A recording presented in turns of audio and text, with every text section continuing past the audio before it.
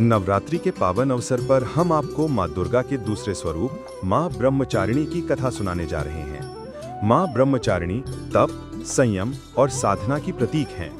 आइए जानते हैं उनके महान तप और अटूट श्रद्धा की प्रेरणादायक कथा।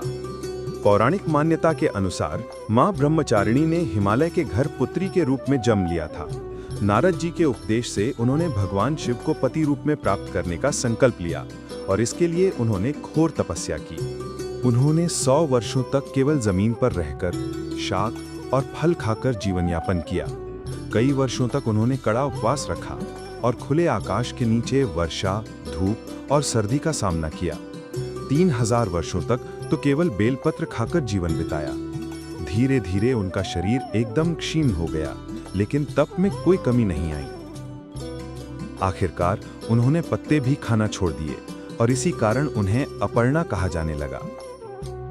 देवता, ऋषि, सिद्ध और मुनि सभी उनकी स्तुति करने लगे और बोले, हे देवी, आज तक किसी ने इतनी कठिन तपस्या नहीं की।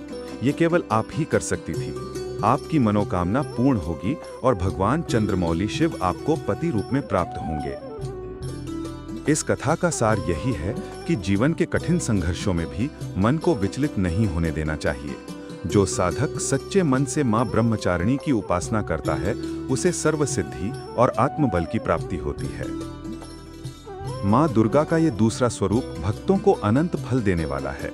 मां ब्रह्मचारिणी की कृपा से साधक को जीवन में विजय, सिद्धि और शांति प्राप्त होती है।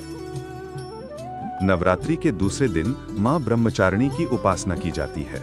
इस दिन साधक का चित्त स्वाधिष्ठान चक्र में स्थित होता है, जिससे आत्मबल और आत्मसंयम प्राप्त होता है। जय मां ब्रह्मचारिणी। नवरात्रि के अन्य दिनों की कहानियां सुनने के लिए जुड़े रहें हमारे साथ। शुभ नवरात्रि।